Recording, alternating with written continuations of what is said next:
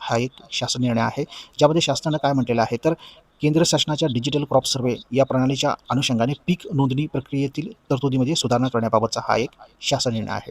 E पीक पाहणीमध्ये आता काही बदल करण्यात आलेले आहेत. तर काय बदल करण्यात आलेले आहेत आपण या व्हिडिओच्या माध्यमातून समजावून घेणार आहोत. तर बघा मित्रांनो, कार्यान्वित असलेल्या ई पीक प्रणालीमध्ये प्रत्येक हंगामाच्या प्रारंभी निर्धारित केलेल्या कालावधीमध्ये सुमारे 45 दिवसात शेतकरी स्वतः मोबाईल ॲपद्वारे त्याची पिकाची नोंदणी करत होते आणि उर्वरित कालावधीमध्ये म्हणजेच 45 दिवस शेतकऱ्यांकडून नोंदणी न झालेली गटांची पीक नोंदणी पीक पाहणी ही सहाय्यकांमार्फत करण्यात येत होती. तसेच शेतकऱ्यांनी नोंदवलेले पीक पाहणी ग्राम महसूल अधिकारी यांच्या मान्यतेची आवश्यकता नव्हती. शेतकरी स्तरावर 48 तासांमध्ये दुरुस्ती कालावधी संपल्यानंतर सदर पीक नोंदणी थेट गाव नमुना क्रमांक 12 वर प्रतिबिंबित होत होत्या. मात्र केंद्र शासनाच्या डिजिटल क्रॉप सर्व्हे DCS ॲपमध्ये पीक पाहणी कार्यपद्धतीमध्ये हंगामाच्या पहिल्या दिवसापासूनच पीक पाहणी सहाय्यकांमार्फत पीक नोंदणी करण्यात येते. तसेच या प्रणालीमध्ये नोंदविण्यात आलेले सर्व 100% पीक नोंदणीची पडताळणी संबंधित ग्राम महसूल अधिकारी यांच्यामार्फत करण्यात येते. सदर प्रक्रियेच्या अनुषंगाने दिनांक 31 जानेवारी 2023 मधील कार्यपद्धतीमध्ये आवश्यक सुधारणा करून केंद्र शासनाच्या DCSMH मोबाईल ॲपद्वारे पीक पाहणी पडताळणी व नमुना क्रमांक 12 मध्ये पीक नोंदणी प्रलंबित करण्यासंबंधित पद्धती नव्याने निश्चित करण्यासाठी आवश्यक आहे. आणि त्यासाठी शासनाने काय निर्णय घेतलेला आहे, यामध्ये काय बदल केलेला आहे तर बघा, दिनांक 31 जानेवारी 2023च्या शासन निर्णयातील मुद्दा क्रमांक बी मध्ये प्रक्रिया पुढील प्रमाणे सुधारित करण्यात येत आहे. केंद्र शासनाच्या DCS मोबाईल ॲपद्वारे पिकांच्या नोंदवहीत नोंदणी करण्याची सुधारित प्रक्रिया ही खालीलप्रमाणे असणार आहे.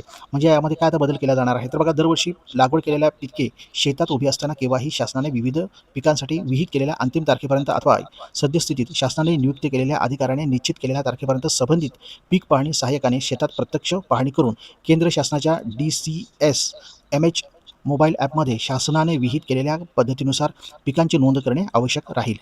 हंगामनिहाय निवड केलेल्या पिकांची नोंद शासनाने आधी मान्यता दिलेल्या मोबाईल अर्थात DCSMH मोबाईल ॲपद्वारे करण्यात यावी. याशिवाय पीक पाहणी सहाय्यकांची नियुक्ती संबंधित तहसीलदार यांनी करावी. प्रत्येक 1000 ते 1500 ओनर्स प्लॉटसाठी किमान एक पीक पाहणी सहाय्यकांची नियुक्ती करणे आवश्यक राहील. पीक पाहणी सहाय्यक म्हणून कोतवाल, ग्राम रोजगार सेवक अशा महाराष्ट्र राज्य ग्रामीण जीवनोन्नती अभियान चे कर्मचारी, कॉमन सर्व्हिस सेंटर CSC चालक तसेच ग्रामस्तरावर मानधन तत्वावर कार्यरत व इतर विभागातील कर्मचाऱ्यांची नियुक्ती करण्यात यावी. मानधन तत्वावरील कर्मचारी उपलब्ध नसल्यास भारत पोर्टलवर नोंदणीकृत नेहरू युवा स्वयंसेवकांची नियुक्ती करण्यात यावी. म्हणजे काय तर 1000 ते 1500 ओनर्स प्लॉटसाठी किमान एका सहाय्यकाची नियुक्ती करणे आता बंधनकारक असणार आहे.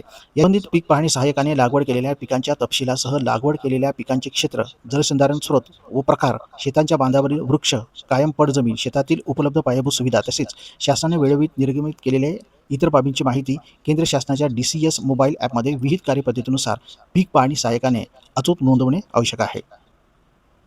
पीक पाहणी सहाय्यकाने शेताच्या बांधापासून 20 मीटरच्या आत उभे राहून शेतातील उभ्या पिकांच्या, शेताच्या बांधावरील वृक्षांचे तसेच नोंदवलेल्या कायम पडजमिनीचे अक्षांश लॅटिट्यूड आणि रेखांक लॅगिट्यूड यासह जिओ टॅग केलेले किमान 2 सुस्पष्ट छायाचित्र केंद्र शासनाच्या DCSMH मोबाईल ॲप माध्यमातून विहित कार्यपद्धतीनुसार अपलोड करणे हे आवश्यक असणार आहे. पीक पाहणी सहाय्यकाने DCS मोबाईल ॲपद्वारे नोंदवलेली माहिती सत्यतेबाबत विहित नमुन्यातील स्वयं घोषणापत्र DCSMH मोबाईल ॲप माध्यमातून सादर करणे बंधनकारक असणार आहे. पीक पाहणी सहाय्यकाने DCSMH मोबाईल ॲपद्वारे नोंदवलेल्या सर्व पीक पाहणी नोंदीची 100% पडताळणी व्हेरिफिकेशन संबंधित ग्राम महसूल अधिकाऱ्यांमार्फत करण्यात येईल. त्यानंतर नमुना 12 मध्ये प्रतिबिंबित होईल. पीक पाहणी सहाय्यकाने DCSMH मोबाईल ॲपद्वारे नोंदविण्यात आलेली पीक पाहणीची माहिती ग्राम महसूल अधिकाऱ्यांच्या पडताळणीकरता चुकीची अथवा वस्तुस्थितीशी विसंगत आढळल्यास संबंधित पीक नोंद रद्द करण्यात येईल. तसेच सदर क्षेत्राचे पीक पाहणी पुन्हा करण्यासाठी तेच क्षेत्र DCS मोबाईल ॲपमध्ये संबंधित पीक पाहणी सहाय्यकास उपलब्ध करून देण्यात येईल.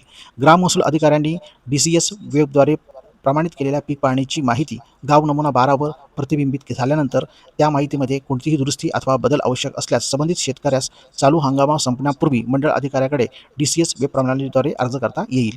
8 मधील तरतुदीनुसार संबंधित शेतकऱ्याकडून अर्ज प्राप्त झाल्यानंतर मंडळ अधिकारी शक्य तितक्या लवकर चालू हंगाम संपण्यापूर्वी सदर अर्जाची दखल घेऊन नोंदीची पडताळणी करण्यासाठी संबंधित शेतास भेट देतील. आवश्यकतेनुसार अर्जदारास पूर्व सूचना देऊन शेतरस्त्यावर प्रत्यक्ष पाहणी, आवश्यक चौकशी व पंचनामा करतील. पडताळणी अंती चूक नोंदीची अथवा वस्तुस्थितीशी विसंगत असल्याचे आढळल्यास संबंधित पीक नोंदीमध्ये आवश्यक ती दुरुस्ती करण्यात येईल. पीक पाहणी सहाय्यकाने DCS मोबाईल ॲपद्वारे नोंद केलेले तसेच ग्राम महसूल अधिकाऱ्याने पडताळणी करून सत्यापित व मंजूर केलेली पीक पाहणी माहिती जोपर्यंत ती वस्तुस्थितीच्या विरुद्ध असल्याचे सिद्ध होत नाही तोपर्यंत सर्व शासकीय योजना व लाभ जसे की पीक कर्ज, पीक विमा तसेच शासनाच्या वेळेत अधिसूचित केलेल्या इतर कृषी योजनांसाठी वैध मानण्यात येईल.